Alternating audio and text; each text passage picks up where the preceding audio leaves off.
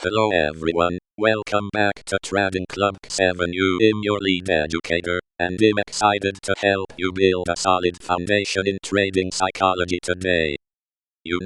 I've met so many traders who get frustrated with themselves for making the same mistakes over and over again. But the good news is that it's not because they are bad traders, it's because they lack the knowledge of how their own minds work. In this lesson, we're going to cover a critical topic that can make or break your trading journey: fear, greed, FOMO, revenge trading, and hesitation. Let's start with the basics. Fear and greed are two emotions that are constantly battling it out in our minds. Fear makes us cautious, warning us about potential losses and telling us to cut our losses quickly. On the other hand, greed tells us to hold on, to wait for the perfect moment to make a profit. The problem is that neither one of these emotions is reliable when it comes to making trading decisions. Imagine you're out surfing, and a wave is approaching you. Fear says, "Quick, paddle back to the shore." While greed says, "Hold on, let's see if we can catch the wave and ride it all the way to shore." In reality, the best decision would be to wait for the right moment to paddle out, assess the wave, and make a calculated decision. The same principle applies to trading. Let's take a look at what this might look like in a trading scenario. Suppose you're analyzing a stock, and your charts show a clear downtrend, but you see a possible reversal pattern forming. Fear tells you to quickly sell your position and cut your losses, while greed tells you to hold on and ride out the trend.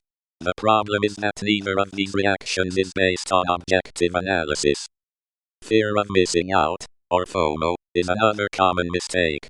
It's the feeling that everyone else is making money, and we're missing out on easy profits. But here's the thing: FOMO often leads to impulsive decisions, and that's exactly what we want to avoid. We need to develop a disciplined approach to trading, focusing on our own analysis and sticking to our plans, rather than following the crowd. Let's take an example. Suppose you see that a certain stock is trending upwards, and your friends are all buying into it. FOMO tells you to join the party and buy into the stock as well, but you know that this is a recipe for disaster. Instead, you stick to your analysis, which shows that the stock is overbought and due for a correction.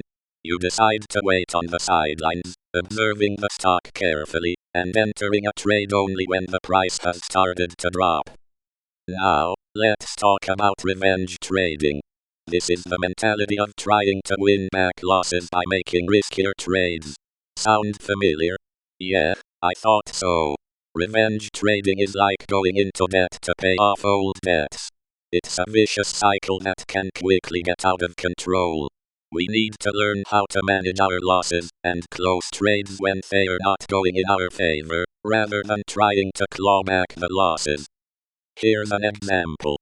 Suppose you've made a few losing trades in a row, and you're feeling anxious to make them back. Revenge trading tells you to take more risk, to try and recoup your losses quickly. But this approach is not only doomed to fail, it's also putting you at greater risk of bigger losses. Lastly, hesitation is another common pitfall. Hesitation often stems from indecision or uncertainty. We're unsure about whether to enter a trade or hold on to a losing position.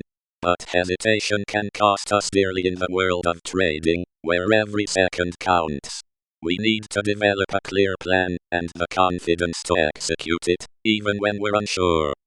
One of the most common mistakes beginners make is to let emotions dictate their trading decisions.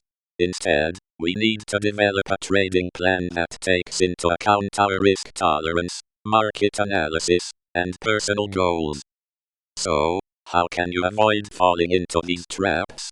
Here's a practical exercise for you. Open a demo chart or paper trading journal and imagine yourself in a simple trading scenario. Let's say you've analyzed a stock and determined that it's oversold. You decide to enter a long position with a 2 stop loss and a 3 profit target. As the price starts to move in your favor, greed kicks in, telling you to hold on for more profits. But you know that greed can lead to losses, so you stick to your plan and close the trade when it hits your profit target. However, FOMO then kicks in, telling you to quickly enter another trade. This time, you see a different stock that's trending upwards, and you feel like you're missing out on easy profits. But instead of giving in to FOMO,